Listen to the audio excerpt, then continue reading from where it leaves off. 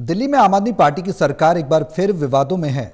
भ्रष्टाचार निरोधक शाखा यानी एसीबी ने पूर्व उप मुख्यमंत्री मनीष सिसोदिया और पूर्व मंत्री सत्येंद्र जैन के खिलाफ एफआईआर दर्ज की है।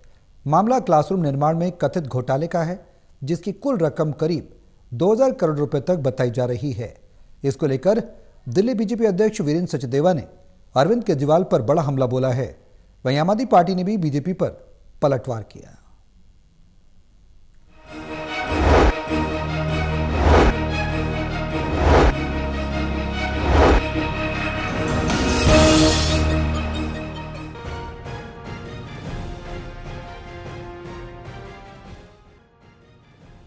एसीबी ने आम आदमी पार्टी के नेताओं मनीष सिसोदिया और सौरभ भारद्वाज के खिलाफ एफआईआर दर्ज किया। आरोपी की शिक्षा के नाम पर क्लासरूम निर्माण में बड़े स्तर पर भ्रष्टाचार किया गया। इस पूरे मामले में 2000 करोड़ रुपए तक के घोटाले की बात कही जा रही है।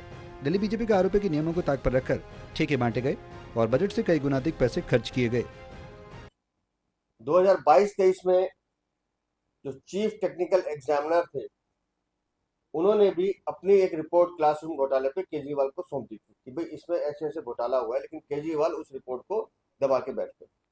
भारतीय जनता पार्टी की मांग करती है कि मनीष सिसोदिया और सत्येंद्र जैन पे तो एफआईआर दर्ज हुई है, अरविंद केजरीवाल की भूमिका की भी जांच की जाए और इस जांच को तेजी से आगे बढ़ाया जाए और इन दोषियों को, जिन्होंने जनता के साथ विश्वासघात किया है और जनता के साथ विश्वासघात के साथ साथ बच्चों के भविष्य के साथ भी अपराध किया है, इनके खिलाफ कड़ी से कड़ी कार्रवाई होनी चाहिए।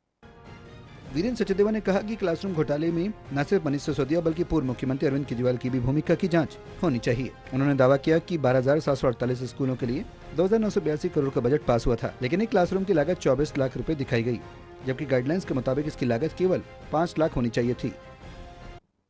2015-16 में 12,748 क्लासरूम बनाने के लिए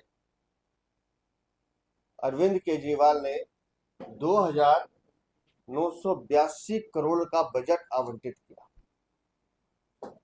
अब आप 2,982 करोड़ को अगर मल्टीप्लाई करोगे 12,748 से, तो इसका मतलब सीधा था कि एक कमरे की कीमत 24,86,000 रुपए दिए गए, जबकि सीपीडब्ल्यूडी का जो मैनुअल है सरकारी, उसके हिसाब से एक स्कूल के कमरे की लागत 5 लाख रुपए से ज्यादा नहीं होनी चाहिए।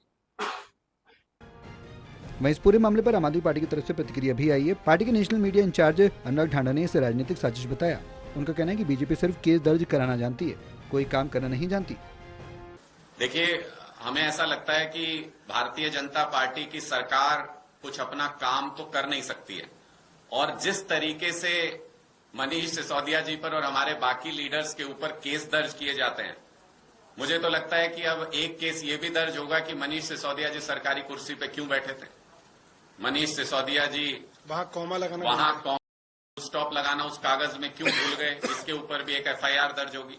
तो इनको 5 साल तक भारतीय जनता पार्टी की सरकार को कोई काम नहीं करना है, इनको बस यही ड्रामेबाजी करनी है। कभी इस मामले पे केस दर्ज कर दिया, कभी उस मामले पे केस दर्ज कर दिया। मैं फिर से कहता हूं, ये महज इत्तेफाक नहीं हो सकता है कि दुर्गेश पाठक जी को गुजरात का सह प्रभारी बनाया गया, उनके खिलाफ एफआईआर दर्ज हो जाती है, उनके घर पे रेड हो जाती है। एसीबी की कार्रवाई के बाद एक बार फिर दिल्ली की राजनीति गर्मा गई है। जहां एक और बीजेपी लगातार केजरीवाल को घेर रही, वहीं आम आदमी पार्टी से बदले की कार्रवाई बता रही है। अब देखना होगा कि क्लासरूम घोटाले की जांच क्या मोड़ लेती है और क्या इस पर कोई बड़ा कदम उठाया जाता है, क्योंकि बीजेपी ने इस मामले में अरविंद केजरीवाल की जांच की भी मांग उठाई है। सहयोगी राकेश के साथ दिल्ली से विशाल सिंह की रिपोर्ट, टोटल टीवी।